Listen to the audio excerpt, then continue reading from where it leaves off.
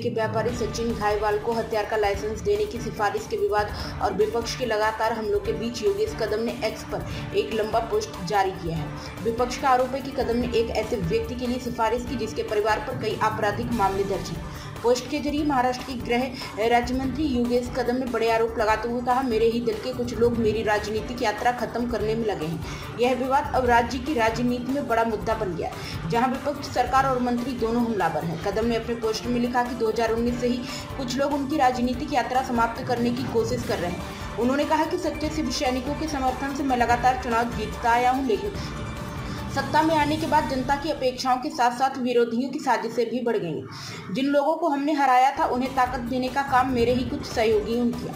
अपने ही दल में कुछ लोग मुझे समाप्त करने की कोशिश तब से कर रहे हैं। उन्होंने ये भी जोड़ा कि राजनीति में हर जीत के बाद उनके खिलाफ नई कहानियां गढ़ी जाती हैं। अपने पोस्ट में मंत्री कदम ने लिखा कि 2024 के चुनाव में राजनीति की मर्यादा इतनी गिर गई कि मेरे परिवार को भी निजी लाभ के लिए इस्तेमाल किया गया। समाज, पैसा और जाति के नाम पर मुझे हराने की साजिश रची गई।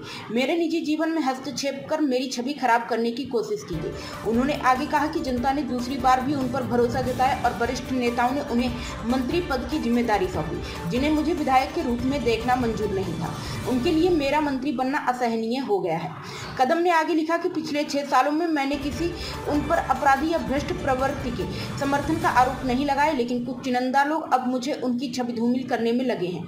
उन्होंने कहा, दूसरों की छवि खराब करने के चक्कर में राजनीति से कोई संबंध न रखने वाली मेरी मां को भी इस गंदी राजनीति में घसीटा गया, जो नीचता की पराकाष्ठा है। पोस्ट के अंत में उन्होंने कहा कि राजनीति में हर बात का सामना करना पड़ता है, लेकिन मैं कभी विचलित नहीं हुआ और आगे भी नहीं होऊंगा। मैं अपनी जिम्मेदारी और कर्तव्य पूरी ईमानदारी से निभा रहा हूं और निभाता रहूंगा। अंत में कदम ने लिखा, छोटी मोटी आंधियां उठती हैं तो क्या हुआ, पर्वत कभी नहीं हिलते हैं।